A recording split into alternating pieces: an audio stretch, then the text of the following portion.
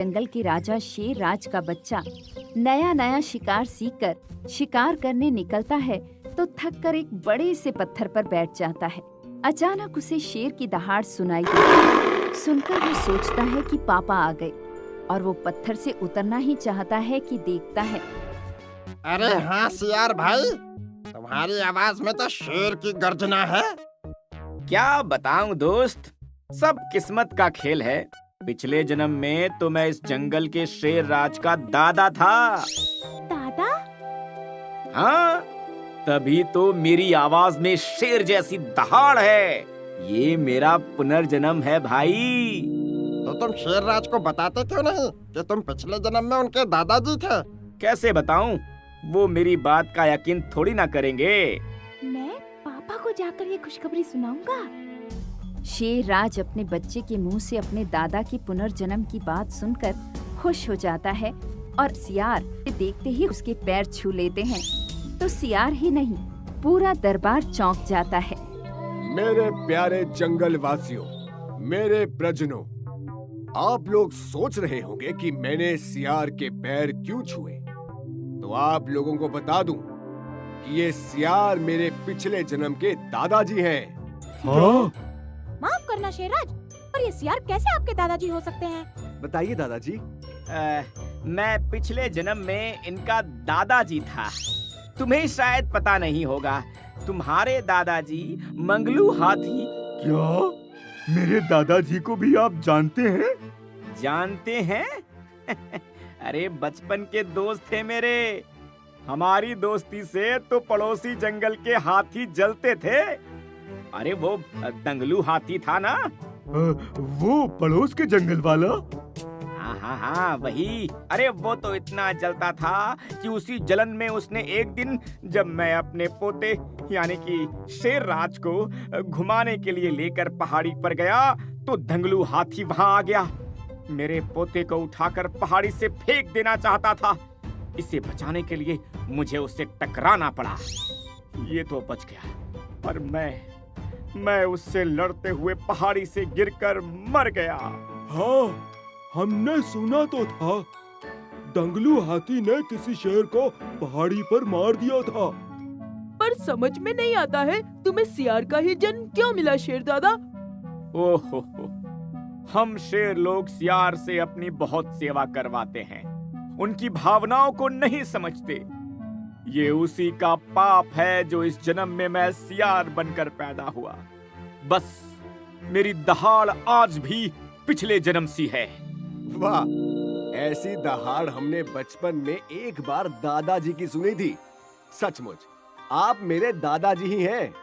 मुझे तो मेरा पूर्व जन्म याद आ गया, पर बाकी के हमारे पूर्वज, मैं सोचता हूँ कहीं ऐसा तो नहीं कि मेरी तरह हमारे पूर्वज भी अपने पाप की सजा भुगत रहे हों और सियार बन के घूम रहे हों। आपने एकदम सही कहा। जंगल वासियों, एक बात याद रखो, आज के बाद जंगल के सारे जानवर रोज सवेरे हमारे दादाजी के पैर छूकर आशीर्वाद लेकर अपनी दिनचर्या की शुरुआत करेंगे। और दूसरी बात, आज के बाद कोई भी सियार समाज को परेशान नहीं करेगा। पता नहीं कौन सा सियार हमारा परदादा हो, कौन सी सियार हमारी दादी नानी हो। और इसी डर से सियार को लोग सियार नहीं, शेर दादा कहने लगते हैं। फिर तो सियार की दादागिरी इतनी बढ़ जाती है कि वो शिकार करके आ रहे तेंदुए से उसका शिकार छीन लेते हैं और जंगल के बाकी सियारों के साथ मिलकर न सिर्फ पार्टी मनाते हैं, बल्कि तेंदुए की पीठ पर बैठकर पेड़ पर चढ़कर पंछियों के ताजे ताजे अंडे और बच्चे भी खा जाते हैं। अब किसी की समझ में नहीं आता है कि क्या करें। सारे जानवर मिलकर मीटिंग करते हैं। भाइयों, इस तरह तो सारे सियारों की कौम का जंगल पर राज होता जा रहा है। शेर राज से तो शिकायत करके कोई फायदा नहीं। अब हम क्या करें? चलो सियार दादा से मिलकर संधि कर लेते हैं कि भाई, हम तुम्हारी हर सेवा करेंगे, पर तुम हमें सताओ मत, हम पर दादागिरी मत करो। और बंदर सियार को मिलने उनके पास पहुंचता है तो कई सियारों को एक साथ हंसते देख चौंक कर छुप जाता है। वो कान लगाकर सुनता है एक सियार कह रहा है, वाह यार, तुम्हारी वजह से तो सारे सियार कौम के मजे हो गए।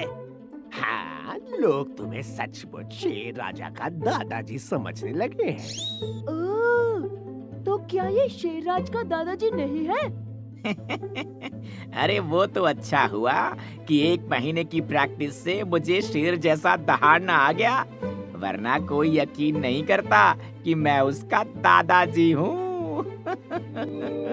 बंदर की बात सुनकर सभी चौंक पड़ते हैं और दूसरे दिन जैसे ही जंगल के जानवर सियार दादा के पैर छूने आते हैं, 1-2 लोग पैर छूते हैं। सियार अकड़ता हुआ आशीर्वाद देता है। तभी अचानक गैंडा दौड़ता हुआ आकर सियार दादा को अपनी टक्कर से दूर फेंक देता है। सभी देखते रह जाते हैं। शेरराज दहाड़ते हैं। ये क्या बदतमीजी है गेंडे महाराज? तुम जानते नहीं, ये मेरे दादाजी हैं। जानता हूँ, ये आपके दादाजी ही नहीं, मेरे पिछले जन्म के दुश्मन भी हैं। दुश्मन? हाँ, पिछले जन्म में मैं हाथी था। मेरी और इनकी टक्कर में ये मर गए। इस बात की मुझे सजा मिली। मेरी सूंड काटकर भद्दी सी नाक में बदल दी गई। मेरे 2 बड़े बड़े दांत की जगह एक बड़ा सा दांत बीच में लगा दिया गया।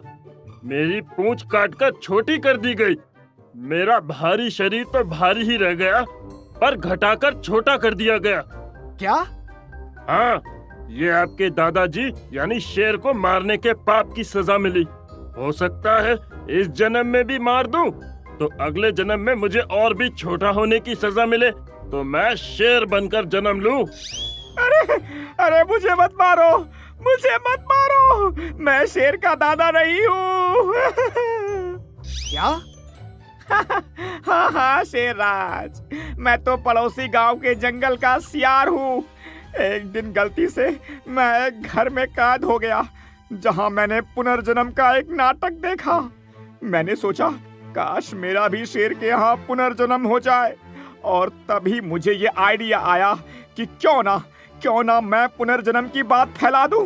फिर मैंने सारे सियारों से मिलकर इस प्लान पर काम किया और सोचा कि इस तरह सारे सियार कौम का भला हो सकता है और मैं भी राजा बन सकता हूँ। सुनकर सभी मान गए और मुझे पता था कि आपका बच्चा नया शिकार खेलने निकला है, तो उसे सुनाने के लिए ही मैंने ये कहानी गीदड़ को सुनाई। पर क्यों? क्योंकि मैं जानता था कि सीधी कही हुई बात का कोई असर नहीं होता, पर यही बात आपके बेटे से कहलवाई तो आप पर उस बात का असर हुआ। मुझे माफ कर दीजिए गेंडा भाई, मैं वो दादा नहीं हूँ जिसकी हत्या का तुम पे पाप लगा है। मैं भी वो हाथी नहीं हूँ जिसने शेरराज के दादाजी को पहाड़ी से धक्का देकर मार दिया था। मैंने तो तुम्हारी सच्चाई सबके सामने लाने के लिए पुनर्जन्म का नाटक किया था। क्या? हाँ।